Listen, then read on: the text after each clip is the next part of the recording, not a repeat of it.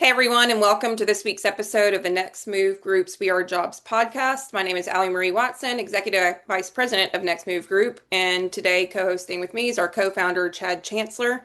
This week we are discussing something I think everyone who watches this has unfortunately been touched by, and that is cancer and the grief that comes along with it. So, Chad, why don't you kind of start by telling us why this was an important topic for us to discuss this week on the podcast and how cancer has touched your life? Yeah, so 2 years ago, my nephew was 22 years old, died of a very rare cancer.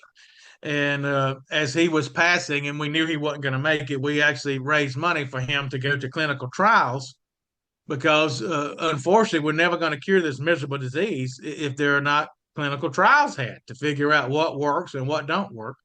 But those are very expensive. Even if the insurance pays for it or the government pays for it, you still got to have lodging. And a lot of these hospitals are so full that once you get there, you got to stay in a hotel, rent an apartment or whatever. You got to quit your job.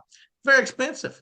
And the terrible thing with him is, of course, in addition to the loss, he had graduated college in November of 2022 and got diagnosed with this in February, March of 2023. So he got a job at the Gulfport Airport, his first real job out of school. And, if you think back, you're finally out from under your parents' wings. You got your own place, you got your own stuff.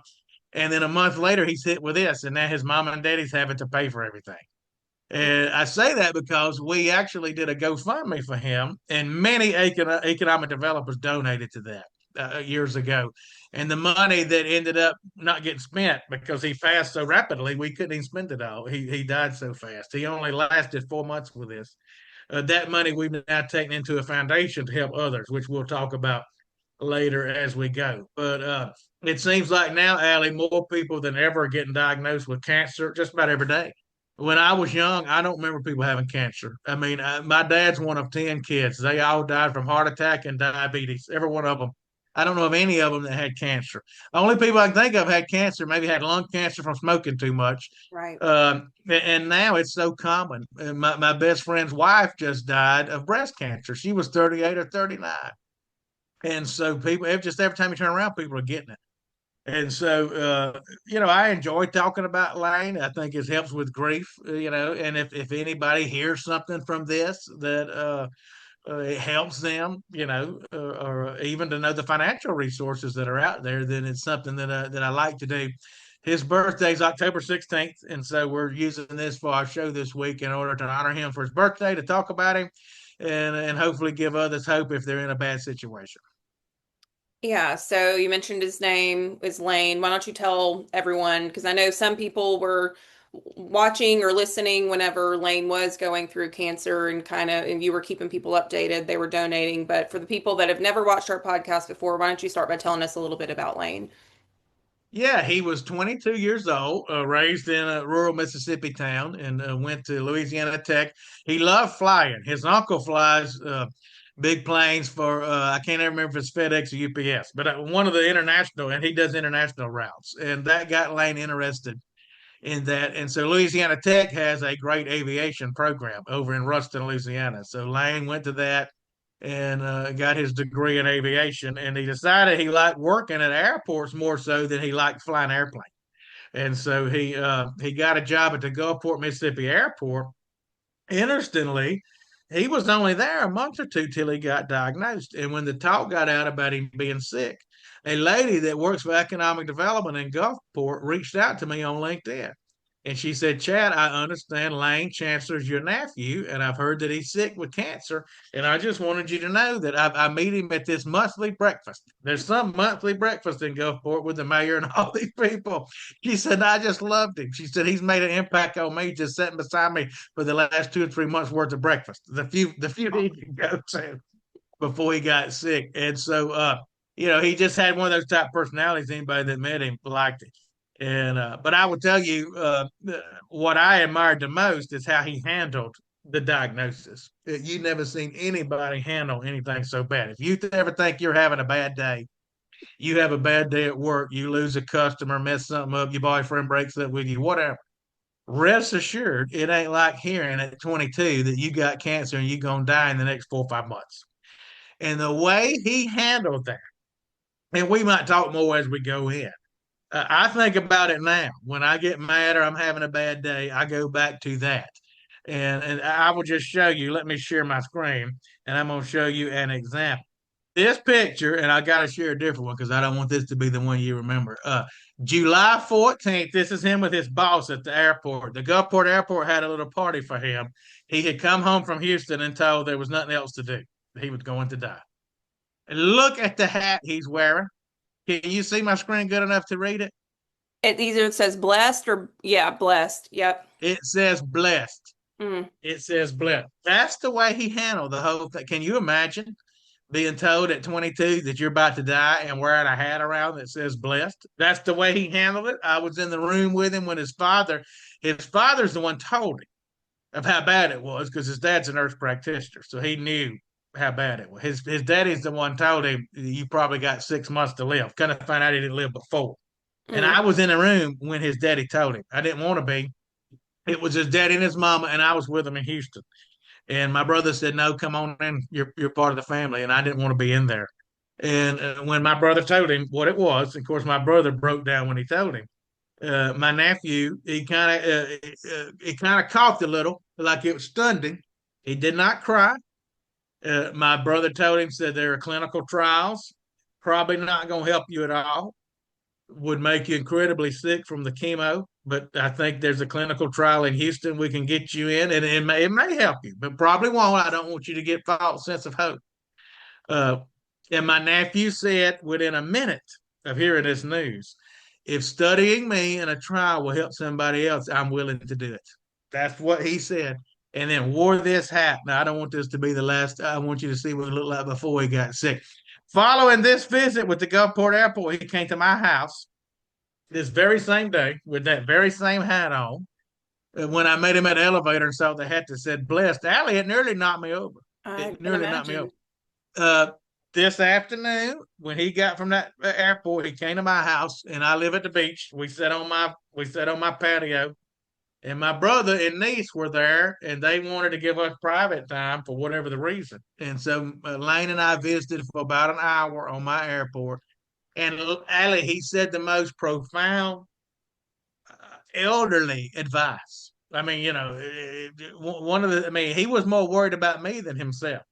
And he said, I want you, Chad, you work all the time, Chad. He said, you work all the time. He said, I want you to do whatever makes you happy. That's what he told me. But anyway, let me see if I can find a different. These may all be pictures of him sick when he was there with his hat on that said blessed. I want to find a picture before he was sick so people can see. We'll find one. All right, here we are at Mardi Gras. This was right before this was literally, Ali, 2 weeks before he got diagnosed. We were at Mardi Gras. And so there's a happy picture with it. But my point to you is, uh, and to people out there, when your board chairman's getting on your nerves or your mayor's getting on your nerves or whatever, let me tell you something, it could be worse. And the way he handled this, I've often thought back, I wish I would have got up at his funeral and spoke, because to me, this was his testimony. And Right. at his funeral, it was a packed. I mean, standing room only, and it was in August, 100 degrees. It was everybody was burning up in there, and not that the people that did the funeral, they did a great job. But if I'd have had to do over it again, I'd have got up and I would have said, the next time you have a bad day, let me tell you how this fella handled this, Right. because that is really an inspiration, and Oh, it is something to learn from. And economic developers have a job that can often be frustrating because you don't win a whole lot, and you have to put up with a lot of stuff. And so, if nothing else, maybe it'll help you have a better time the next time you're having a bad day.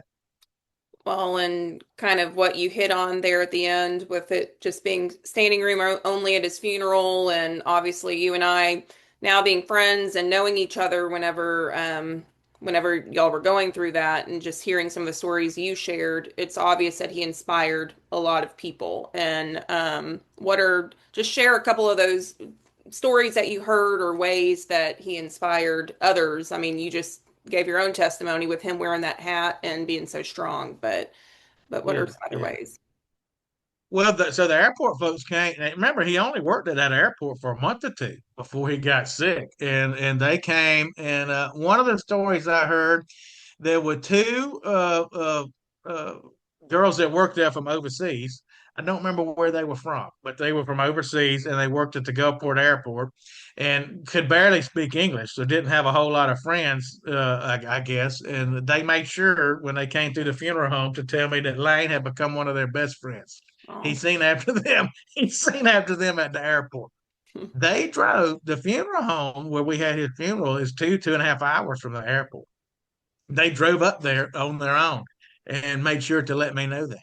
Multiple of the students that went to college with him came, one all the way from Montana, came all the way over for the funeral and all. And again, if I had it do over again, I don't know that I could have got up and spoke. I was so grief stricken, but Mhm. I think I would have just said, if nothing else, learn how to handle adversity because I have never seen anybody handle adversity better than him, which is kind of funny because in real life, before he got sick, I mean, he would pick at you. I mean, he would, so you would not think he would be able to handle adversity.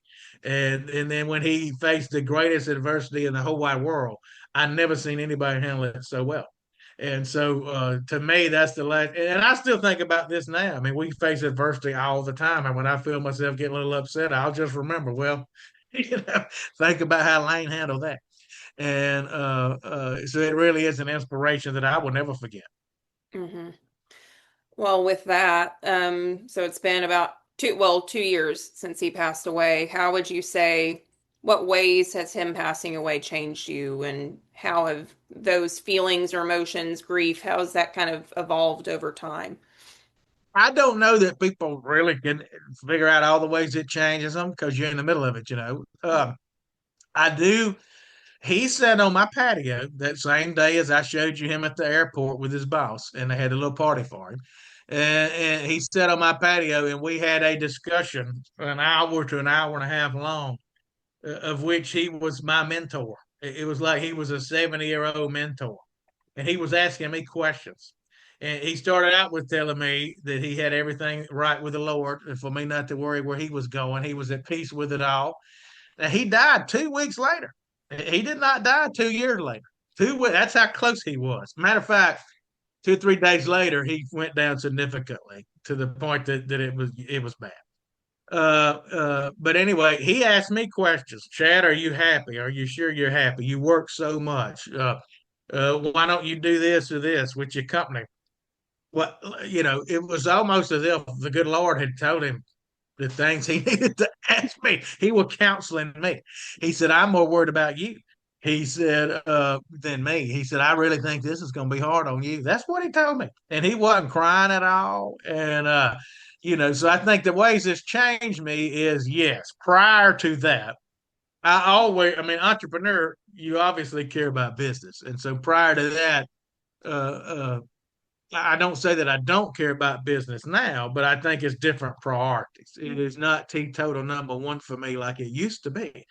And that came kind of from that conversation that we had. Because he said, you need to spend time every day doing stuff that makes you happy, not just for somebody else. Allie, I'm not sure you've been here over nearly 2 years with us now. You now are seeing us turn business away. Hmm. You didn't know this before you got here. I'd have never done that in the old days. But now you're seeing if a client comes along and I tell you this is going to be a problem customer for whatever reason, maybe they may not even know they're going to be a problem, but I've done enough stuff now. I can tell. I can tell ahead of time. We're telling people no.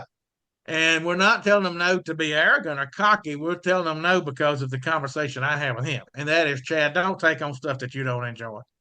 Don't take on stuff that you don't enjoy. So I think I've changed in that way. As far as dealing with grief, it hits you at different times. Anybody that knows, there'll be times you're fine, there'll be times you're not. I mean, last year on his birthday, I did pretty good.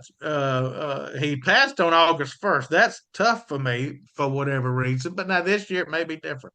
But I'm sitting here, I'm drinking coffee out of a Floribama cup. People know I love the Floribama. Well, he and I had a good time in there one night. There are times I may look at this coffee cup and think of the good time we had. There may be times it's sad. There may be times I don't think of it at all. And so you just never know how it's going to hit you, and it's just something that you have to get along with. But I his mother and father have to be having the worst time. And so I tell people, don't feel sorry for me. I mean, that's got to be terrible for them. Hmm.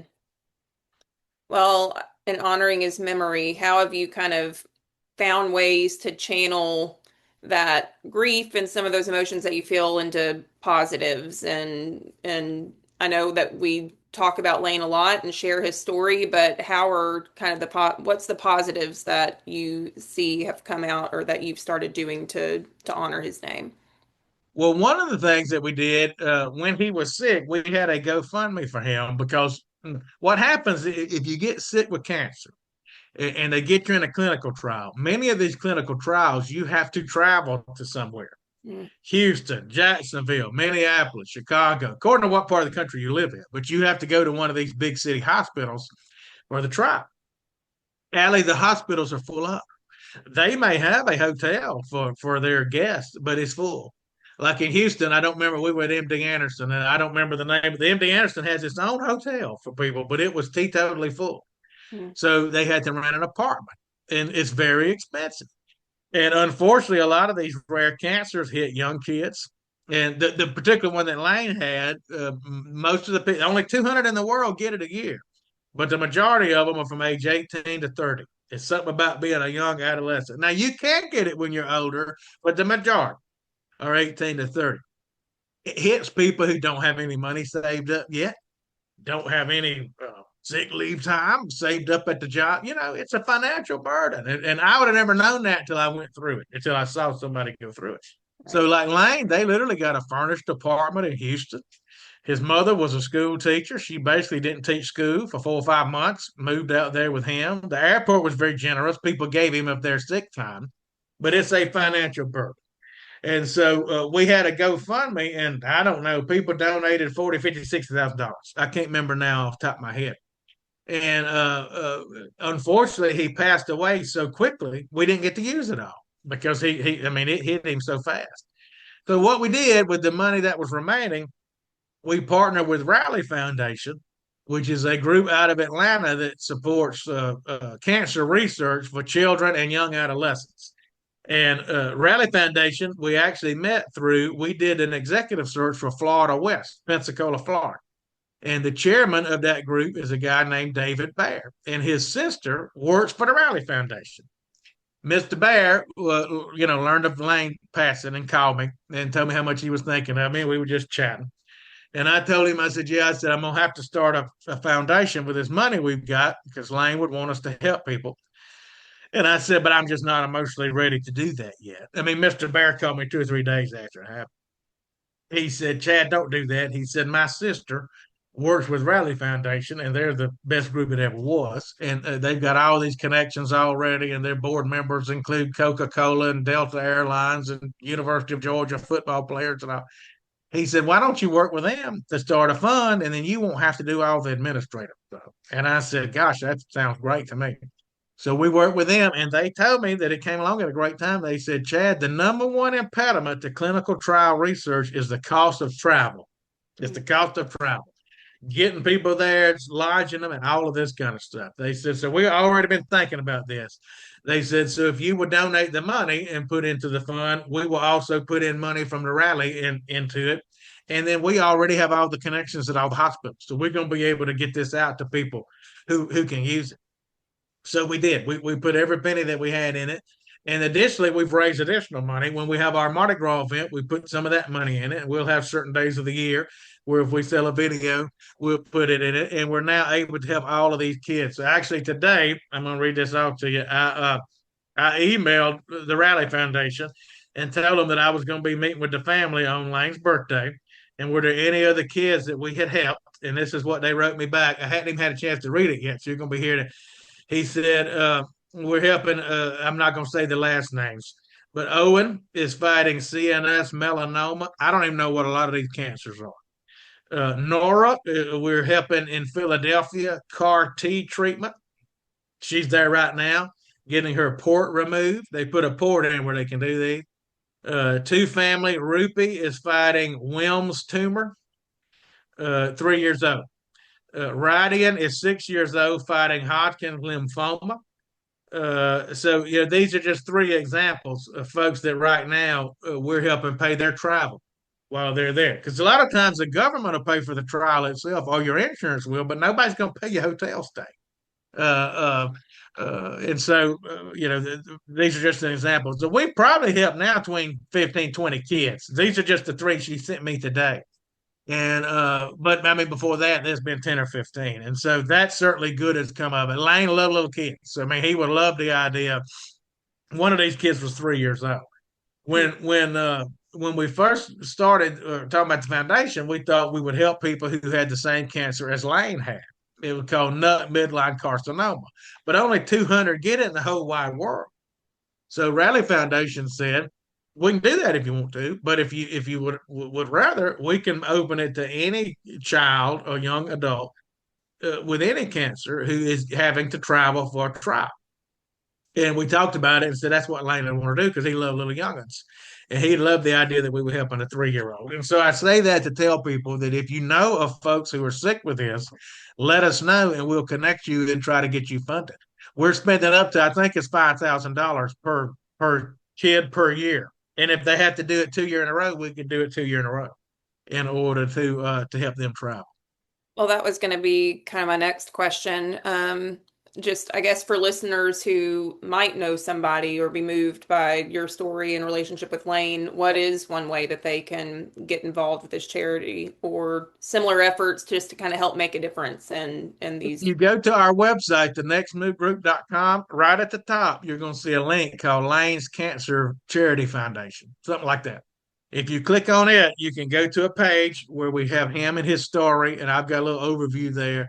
And on that same page, you can donate or you can apply for the money. If you know somebody who is having to travel for a clinical trial, you can apply for the money. And we're not rigid with it. As an example, it is for kids and young adults. But not long ago, there was a 35-year-old that approached us, and we funded them. I mean, it's not like there's no big rules, no bureaucracy in it. Uh, so go to our webpage and see that. Additionally, if you come to our Mardi Gras event that we have in New Orleans, a portion of those proceeds will go into this fund, whether you know it or not. It will go into the fund. And so those are two ways that you can help us. And the other way would be if you know of corporate entities who have, fighting cancer in them. Most corporations have a charitable arm. And so if you're aware of any of them in your town and cancer is part of what they're trying to alleviate, let them know what we're doing and they may be able to donate as well. Okay, great. We'll be sure to link directly to that rally page on our website in the description and everything too. I guess final question for this week, and thanks for sharing your story about Lane and a little bit of more insight into him and their foundation. As he mentioned, his birthday is this Thursday. What do you plan on doing to kind of honor him Thursday?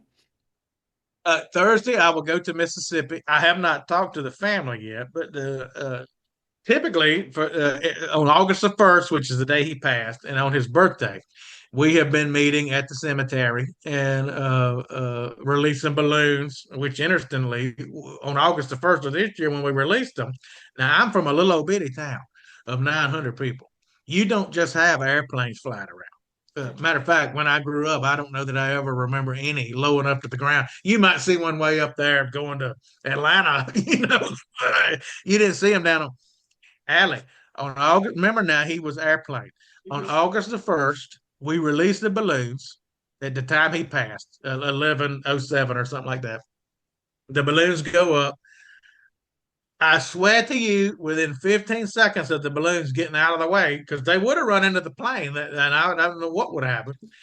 An airplane comes through, low enough to the ground, you could practically see it. And I never in 40 years saw that before. I mean, that just makes you think, yeah, I was just stunned over it. So anyway, typically what we do is meet at the cemetery. He was also born around noon. I was not there the day he was born. I was at college, so I can't remember exactly what time. But usually at the time, whatever. We release balloons or something. His father cleans his headstone very nicely, and the family kind of gathers there and tells a story or two. And so that's what I will be doing this Thursday. I have not talked to them, so we don't have an official plan, but I just know that's what we're going to do. Yeah. That's what we've been doing every year. So what I would do is leave Florida early that morning and drive up there and do that in order to honor him, and we'll tell a story or two. I will tell this two last things I will say because I told this at one of the times we met up there. 6 months after he died, a girl texted me out of the blue and said, "Your nephew tried to hook us up, whether you knew it or not." He told me that she was a beautiful girl. Matter of fact, won the Floribama, won this here bikini contest. How Lane got friends with her, I don't know. But anyway, she said, "Your nephew, I came to the funeral. You probably wouldn't remember me. There were so many people there, but I came to the funeral and met you. I guess you come through the line." And anyway, he told her, said, "When you get tired of dealing with all these young whatever and want a real man or whatever, you need to text my uncle." And apparently, that's what he said. And unbeknownst to me, 6 months after he's died, this girl texted me out of the blue, and so he was he was fixing me up crying. So He gave anyway, her a I little told that. nudge. He nudged her again. Yeah, yeah. So I told that story. I told that story. I guess the other thing I would say is so yes, that's what we would do this week is meet up there. I have said, so long as I can help it, every year on August the 1st, which is the day he passed, and his birthday and Christmas Day, I will go to the grave. I'm uh I'm 15 years younger than my brother, his father, and now I may die tomorrow. His father's probably in better shape than I am, but so long as I can, I'm going to go there on Christmas and all those days. But I'd say the other thing that I got to see firsthand, and it kind of related right to our business now and where we are. So one of the ways that he inspired me. In 2017, we did a deal with Goldman Sachs. It was a small business accelerator program. And what Goldman Sachs did is they took 10,000 small businesses and helped them double their revenue. We have tripled or quadrupled since we did it. But one of the things that they taught you is, as a business owner and founder, you can be the biggest asset and the biggest problem in your business. Because if you founded the company, typically you have had a hand in everything in it. There's not a report goes out you don't read. There's not a sales you don't do because you founded it. It's your baby, in other words. And so one of the things that they have to do is really work with founders to let go and build a team and a structure that can function without. And I tried to do it. Alex and I were trying to do that before Lane died, before he got sick and died, and somewhat successful in doing it. But he got sick. And so basically, for 4 months, I was spending time with him and wasn't working real hard and all of that.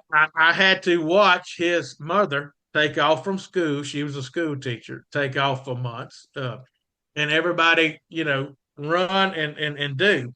And him, couldn't work. And that really spoke to me that Goldman Sachs was right. And so what I want to do is build a company that Chad don't have to do every little thing.